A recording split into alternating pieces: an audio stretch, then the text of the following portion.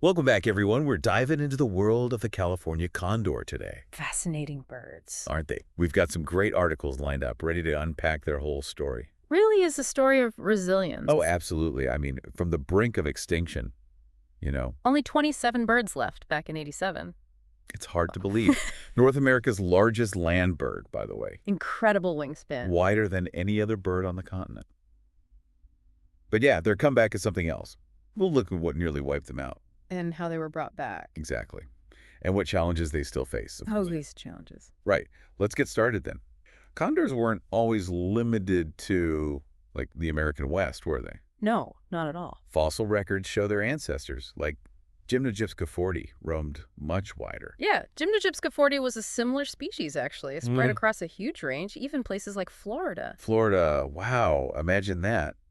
So what happened? Why'd they disappear from so much of their former territory? Well, one theory links it to the extinction of those massive Ice Age mammals, the megafauna. Right, at the end of the last ice age. Exactly. Condors relied on those giant herbivores, you see. As a food source, right. Precisely. Once those mammals vanished, condors had to adapt. Makes sense. They had to go where the food was. That's the idea. It's like their story's been tied to, well, environmental change. Yeah, and human impact, of course. From the very beginning. It seems that way. And speaking of human impact, condors have a big place in Native American cultures, don't they? Oh, absolutely. For centuries. Symbols of all sorts of things, right? Spirituality, strength, connection to nature. Yeah. Frequently popping up in their myths and ceremonies. Integral part of their worldview. Makes their near extinction even more tragic. Definitely. But before we get into all that, can you just paint us a picture of what makes these birds so unique? Unique. Well, where do we even begin? I mean, their wingspan alone is mind-blowing. Up to 3 meters. I know. It's just incredible. Perfectly adapted for their lifestyle, though. As scavengers. That's right. Take their bald heads, for instance. Yeah, it's not just for looks, is it? Not at all. Hygiene, pure and simple. Sticking your head into decaying carcasses.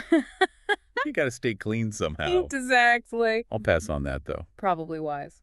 What about their diet? They're scavengers, but what exactly do they eat? Carrion, mainly. Dead animals. Yep. And they've got incredibly strong digestive juices. To break down all that, well, Bone, tough tissues, the lot. They're nature's cleanup crew, really. it's amazing. A crucial role in the ecosystem. Preventing disease and all that. Precisely. Here's something that surprised me, though. They're powerful flyers, Oh, absolutely. but their talons are weak. Surprising, isn't it? Yeah, better at walking than gripping prey. They're not hunters, you see. Soaring scavengers. Makes sense when you think about it. It does. It's crazy to think that these incredible creatures almost vanished completely. The 1980s were a dark time. Only 27 California condors left. What pushed them so close to the edge? What were the main factors? Humans, mainly Figures, our activities, I should say. such as Well, habitat destruction, for one. as we encroached on their territory. Sadly, yes. And then there's the poaching, A big problem back then. not to mention the accidental poisoning From lead ammunition fragments. in the carrion they were eating.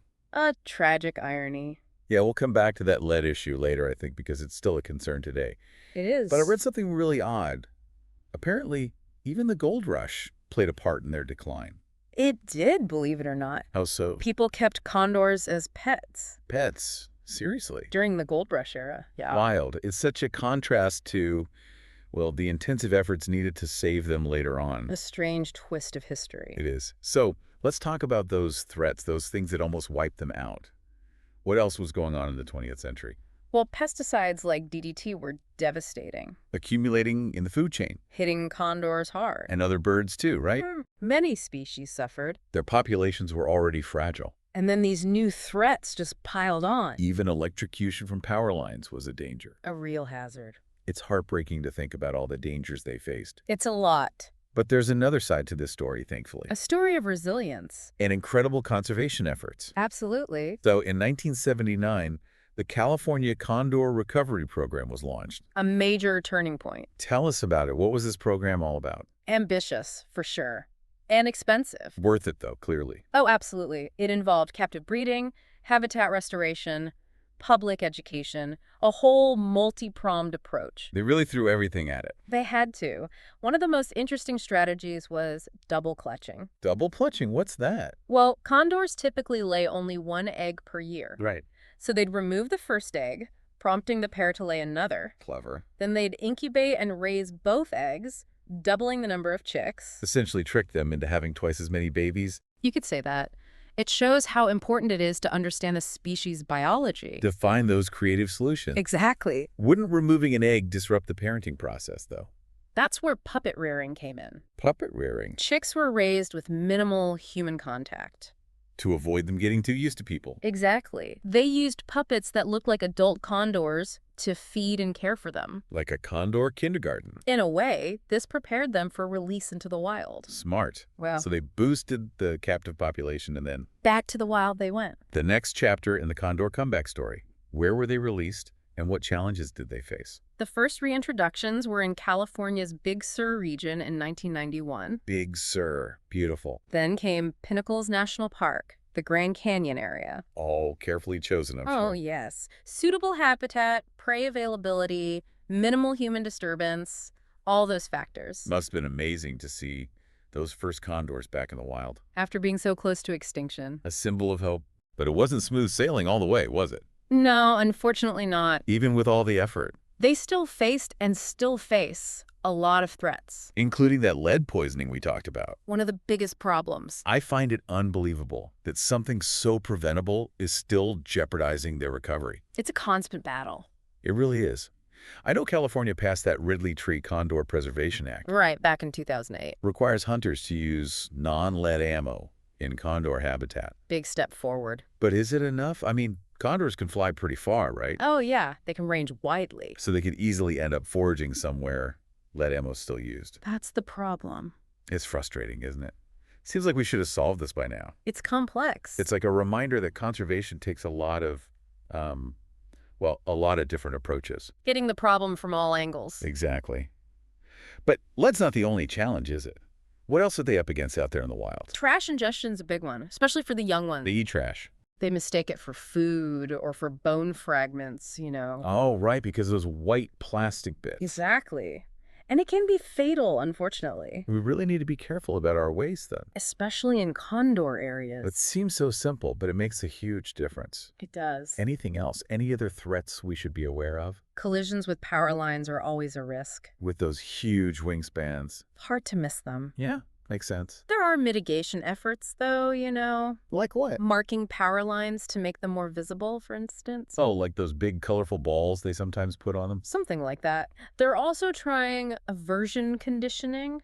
Aversion conditioning. Basically, they expose condors to harmless but unpleasant stimuli. Like a mild shock or something. Could be a sound, a light, even a bad smell. Anything to make them associate power lines with something negative. So they learn to avoid them. That's the idea. Pretty creative, huh? It is. It's amazing how they come up with these solutions. Conservationists are a resourceful bunch. Still, there are always challenges. I remember reading about that HPAI outbreak recently. Highly pathogenic avian influenza. Scary stuff. Yeah. How did it affect the condors? Well, HPAI is a serious threat to any bird population. Luckily, they were able to vaccinate them. Quick response from the researchers. That was key, for sure. Definitely helped reduce the impact. Seems like it's a constant battle to keep these birds safe. It can be. But let's focus on the positive for a minute. I mean, their story is one of incredible progress, too. Oh, absolutely. Inspiring, even. What are some of the milestones that give you hope?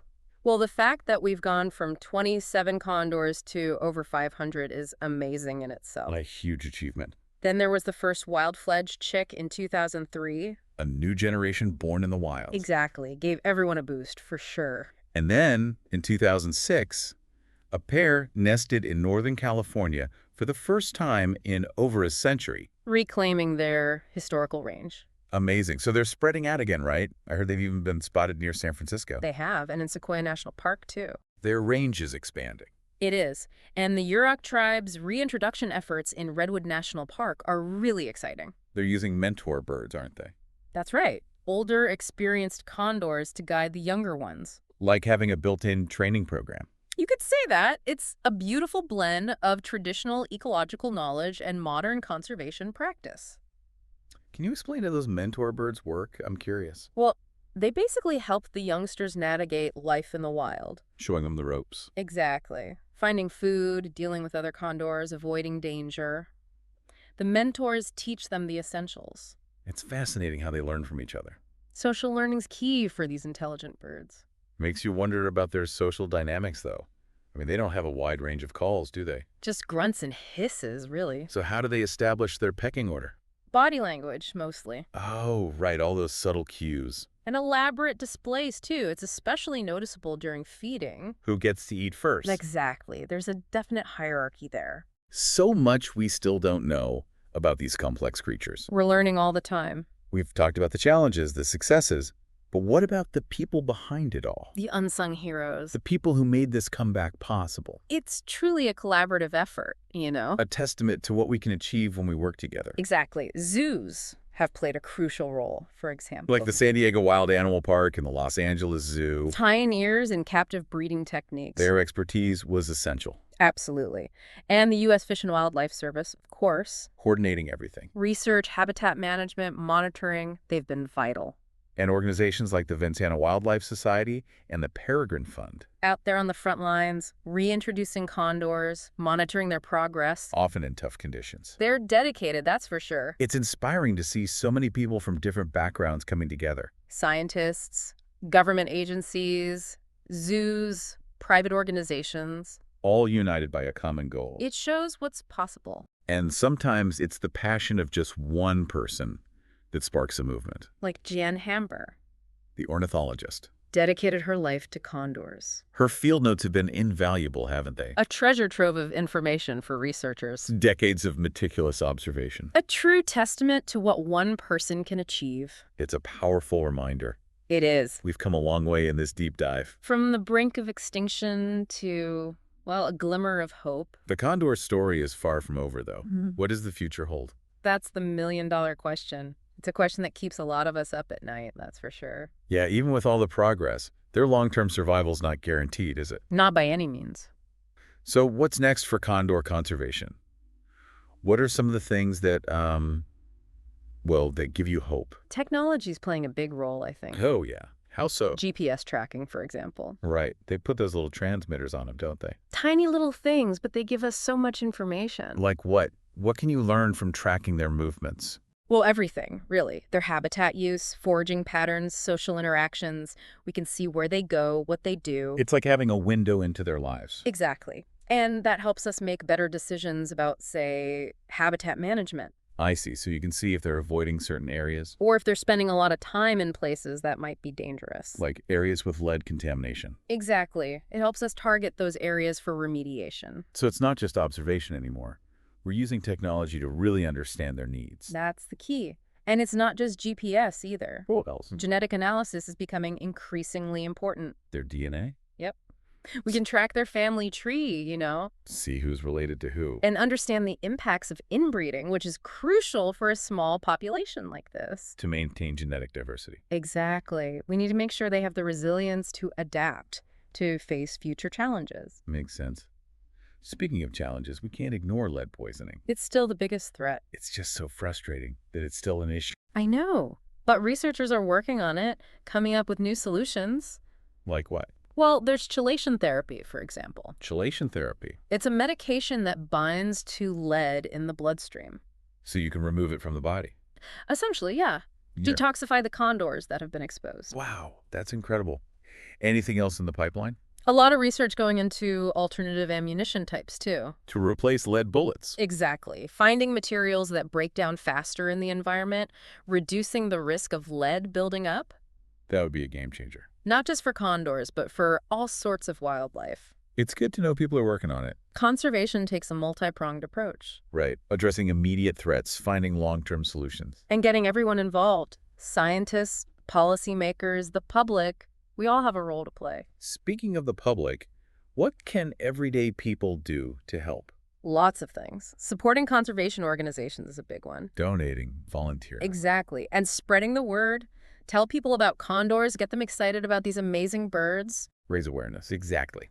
The more people understand, the more likely we are to make the right choices for their future. Well said. This has been